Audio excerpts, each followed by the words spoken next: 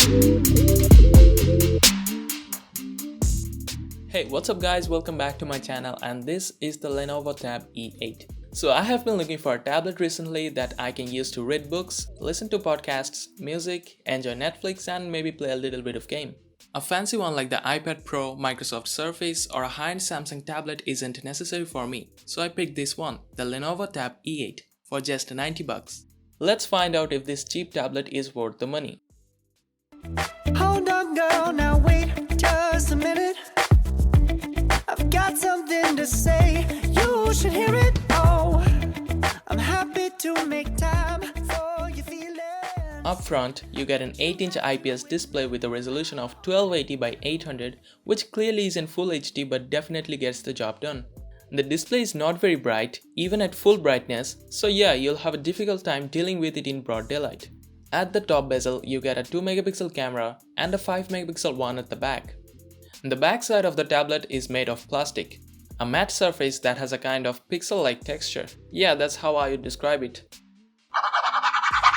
Lenovo used similar texture for the power button at the right side, which is a nice touch. You get the volume rocker at the right side along with the power button, leaving just a microSD card slot for the left side. The tablet has a micro USB port at the top for charging and data transfer, and yes, there is a headphone jack, a very useful endangered species nowadays. I like the way Lenovo has implemented the front-firing speaker. The top part of the tablet goes up, bends, and then all the way down, making room for the speaker that fires towards the user. That's a clever way of implementation in my opinion. And you also get Dolby Atmos sound quality, which is just icing on the cake. I actually faced issues when I first booted this device. The sound output was considerably low, but after a few software updates, it got fixed. It delivers clear sound, and the position of the speaker is what makes the overall experience better since it's firing directly towards you. So you get to experience good sound quality. In case of the visual experience, that resolution of 1280 by 800 is a bit low for an 8-inch display, and it is something you will definitely notice. It's okay for enjoying contents on the go, but if you care about the difference between 720p and 1080p, this tablet might not suit you. Neither the cameras are guaranteed to please you with their numbers. The front and back cameras take mediocre photos as you'd expect from typical 2 and 5 megapixel cameras. I don't think you'll be attempting to take selfies with it. Rather, you might find yourself using the cameras for video calls or when you don't have any other device nearby to capture a special moment. On the spec sheet, you get MediaTek MT8163B quad-core processor that is just fine for light use, what this tablet is essentially meant for. And on top of that, it has got 1GB LPDDR3 RAM, 16GB of onboard storage, and 4850 mAh battery. I recommend using microSD card since the internal storage gets filled up pretty quickly.